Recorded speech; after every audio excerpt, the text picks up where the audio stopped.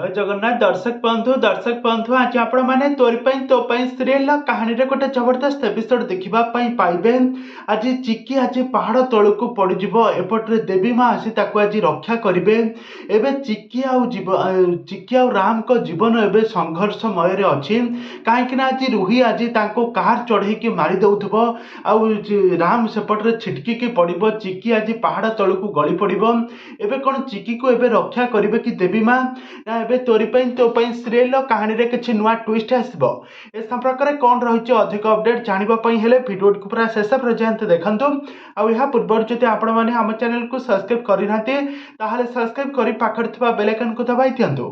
ଦର୍ଶକ ବନ୍ଧୁ ଆଜି ଆପଣ ମାନେ ତୋରି ପାଇଁ ତୋ ପାଇଁ ସିରିଏଲ କାହାଣୀରେ ଗୋଟେ ଜବରଦସ୍ତ ଏପିସୋଡ ଦେଖିବା ପାଇଁ ପାଇବେ। ଦର୍ଶକ ବନ୍ଧୁ ଆପଣ ମାନେ ଆଜି ଦେଖିବେ ଯେ ରାମ ଆଉ ଚିକିକୁ ସବୁଦିନ ପାଇଁ ତାଙ୍କୁ ଜୀବନରୁ ମାରିଦେବା ପାଇଁ ଆଜି ଜଙ୍ଗଲ ଭିତରେ କାର ଧରିକି ଗୋଡଉଥିବ, ତାଙ୍କ ଉପରେ ଗାଡି ଚଢେଇକି ମାରିଦେବା ପାଇଁ ଷଡଯନ୍ତ୍ର କରିଥିବ ରୁହି।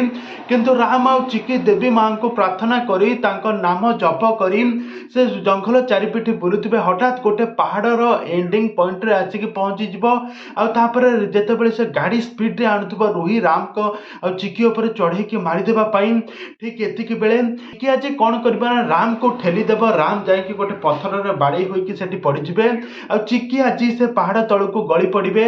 ଆଉ ଏହାପରେ ରୁହି ଆଜି ବହୁତ ଖୁସି ହେବା, କହିବ ତତେ ଦେଖିବା ଏବେ ତତେ କୋଉ ଦେବୀ ମା ତତେ ଆସିକି ରକ୍ଷା କରୁଛନ୍ତି, ଆଉ ତତେ କିଏ ଏମିତି ସବୁ ଏଇ ପରିସ୍ଥିତିରେ କିଏ ତତେ ରକ୍ଷା କରୁଛନ୍ତି, ଏବେ ତୋର ମରିବାଟା ସୁନିଶ୍ଚିତ, ଏମିତି କହିବ ରୁହି।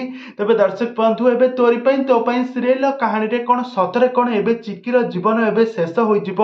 ଚିକି ସେ ପାହାଡ ତଳକୁ ପଡିକି ମରିଯିବ, ଦେବୀ ମା ଏଠି କିଛି ବି ରକ୍ଷା କରିବେ ନାହିଁ। ଏ ପାପର ଭାର ଏତେ ଦିନକୁ ଦିନ ବଢିବାରେ ଲାଗିଛି, ଏବେ କଣ ଘଟିବ? ଏବେ ତୋରି ପାଇଁ ତୋ ପାଇଁ ସିରିଏଲ କାହାଣୀରେ ଆଗକୁ କଣ ଆସିବ, ନୂଆ ଟ୍ୱିଷ୍ଟ କଣ ଆସିବ, ନୂଆ ପରିବର୍ତ୍ତନ, ଏ ସମ୍ପର୍କରେ ସବୁ କିଛି ଜାଣିବା ପାଇଁ ହେଲେ ଆପଣ ମାନେ ଆମ ଚ୍ୟାନେଲ ସହିତ ଯୋଡି ହୋଇ ରୁହନ୍ତୁ।